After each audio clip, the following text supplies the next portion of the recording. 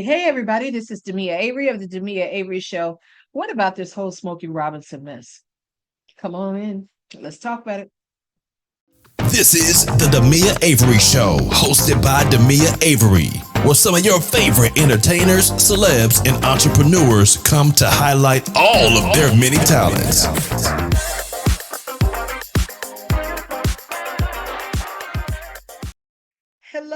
Hello, everyone. This is Demia Avery of the Demia Avery Show. Thank you once again for joining me on today's entertainment report. You know what to do. If you're on YouTube, hit that subscribe button, hit that like and share. If you're anywhere else, hit that like and share button. So we're going to get right into today's entertainment report. Let's talk about this Smokey Robinson mess. So reports came out last night about Smokey Robinson and this sexual assault stuff. What is going on? Ever since that Cat Williams Shannon Sharp interview where Cat Williams said everything is going to be exposed, I guess he wasn't lying. I guess he wasn't lying. Like everything is coming out. And when I saw this come across my news feed, all I could do was just shake my head. I didn't even want to report it. I really didn't because well, this Smokey Robinson, like really, this is what you're gonna do. But I'm not saying he did anything. This is just allegations, but I'm just saying, is this what's really going to come out right now? So I'm just going to read you.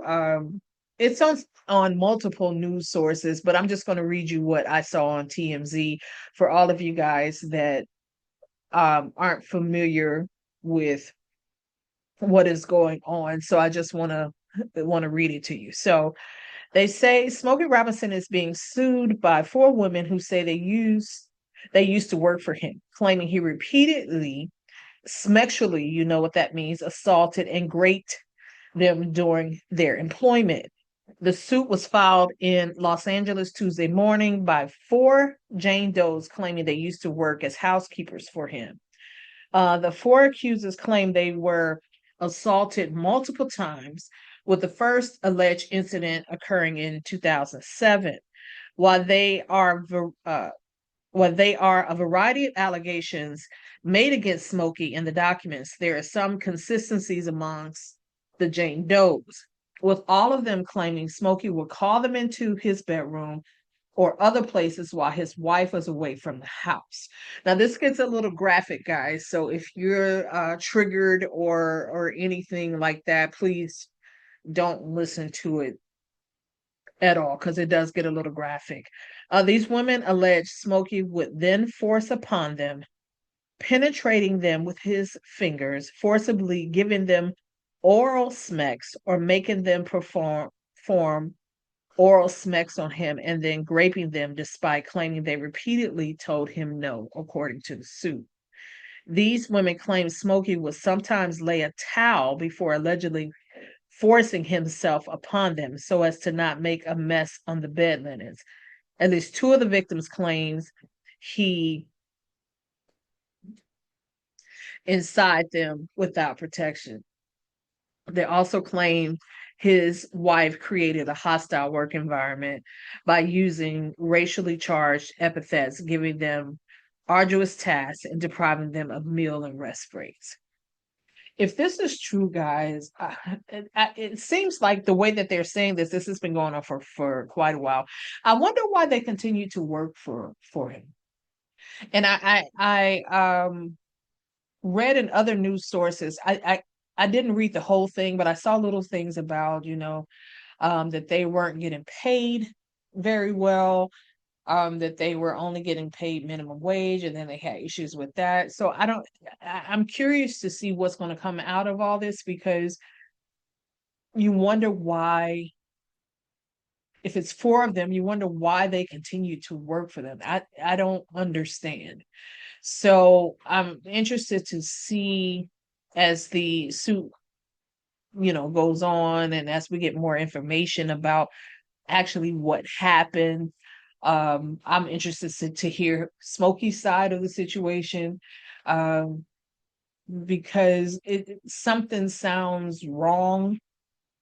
Um, but if it's four of them, are they colluding together? Or if it's four of them, is is there any truth to this? So again, I don't know. I don't know. I'm not saying he's guilty or not guilty or any of that. It just sounds crazy. And then the fact that they've been saying that it's happened, since 2000. What did it say? 2007. So you've been with him, and he's been doing all this stuff in 2007. What in the world? You know. So usually, what happens if they've been in 2007. I'm sure there's going to be more people coming out, more housekeepers or something before that time probably will come out and say some other stuff. So it just starts a pattern of people coming out saying he did this, he did that. So we shall see. We shall see what goes on with this. This is crazy. Who else? Who's next? Who's next? I'm starting not to get shocked. How about you guys? I'm starting not to get shocked. What do you guys think about this? Put it in the comments. So, the next thing we have, according to allhiphop.com, uh, JayZ. JayZ blames accusers' legal team for ruining $170 million in deals for him. Um, JayZ has escalated his legal battles, accusing the woman who once sued him for raping and essaying her and her attorneys of continuing to smear his name even after dropping the suit. Uh, JayZ filed an amended defamation and malicious prosecution lawsuit in Alabama on Tuesday, targeting Jane Doe and her legal team led by attorney Tony Buzbee.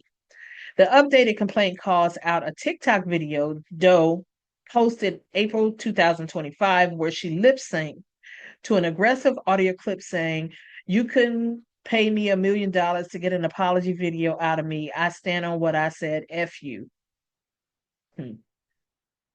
JayZ Legal's team claimed the video is part of a broader pattern of public statements that show a shocking and reckless disregard for the truth that is both intentional and malicious.